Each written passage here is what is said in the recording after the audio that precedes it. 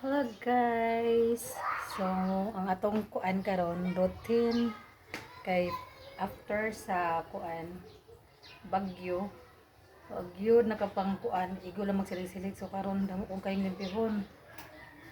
Niya kay for this time duty ani kapoy bayaw ta nya mo off ay ang kagabi man ko nagkuan nag-out.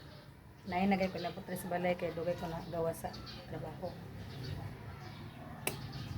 So imbis mo pahuway ta karon, maglimpyo ta gikan ako sa gawas naglimpyo pas kuan motor.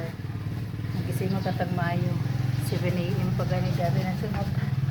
Napakulabunon tao niya ang tubig kay niagas na ng tubig mga 2 weeks jud mi nga way tubig ilalog-alog na mo guys.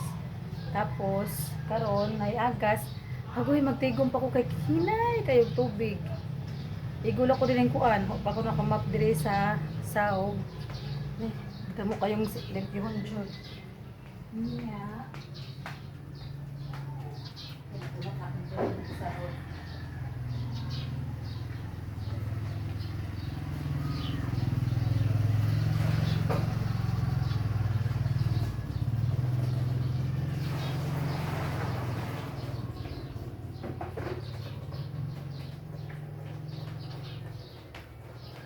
Ang ginimpyuhay ko sa balde, kaya nabutang yapon kong tubig, ay ginabutang yapon kong sana, drum. Kaya para umuuwan, makapuno biyag yapon, makatabang biyag yapon uwan. So, ang akong ideya, nasa gawas, na makita na niya guys.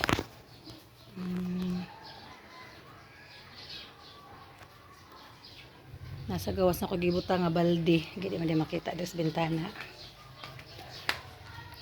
So mag-update sa atong YouTube kay wala na ko naka-upload so mao ni nga halo-halo na may akong kuan.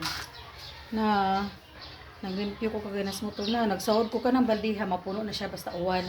Ako siyang gihanger. Nagihanger na ko kay para taon dili magmusing. Kay gitry na butang na din nagilapag la semento sus Ginoo ko ka kuan. Pero gilimpyohan ako, naglimpyo na pud ko.